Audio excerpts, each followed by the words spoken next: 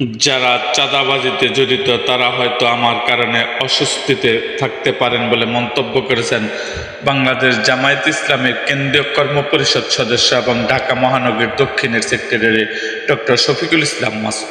সম্প্রতি একটি জাতীয় দৈনিকে দেওয়া সাক্ষাৎকারে এ মন্তব্য করেন তিনি।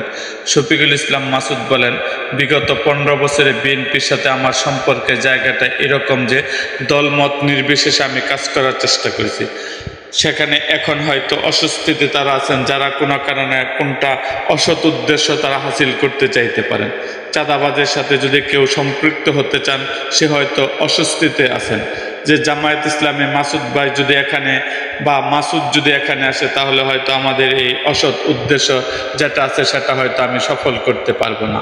এছাড়া বাকি আমি মনে করি আমার ব্যক্তিগতভাবে আমি দলমত নির্বিশেষে আমি সকলের জন্য কল্যাণ কামনা করি।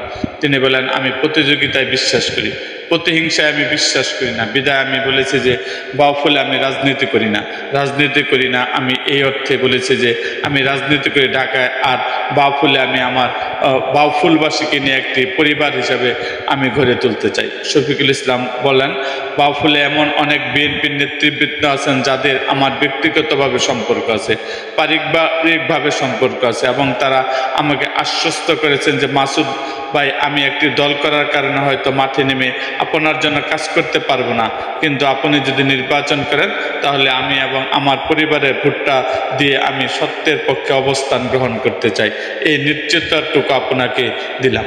এরকম আরও ভিডিও পেতে এবং রাজনৈতিক অঙ্গনের নানা ঘটনা ও ইতিহাস জানতে মুক্তাগাছার ইতিহাস মিডিয়া ইউটিউব চ্যানেলটিকে সাবস্ক্রাইব করুন এবং পাশে থাকা বেল আইকনটি বাজিয়ে দিন।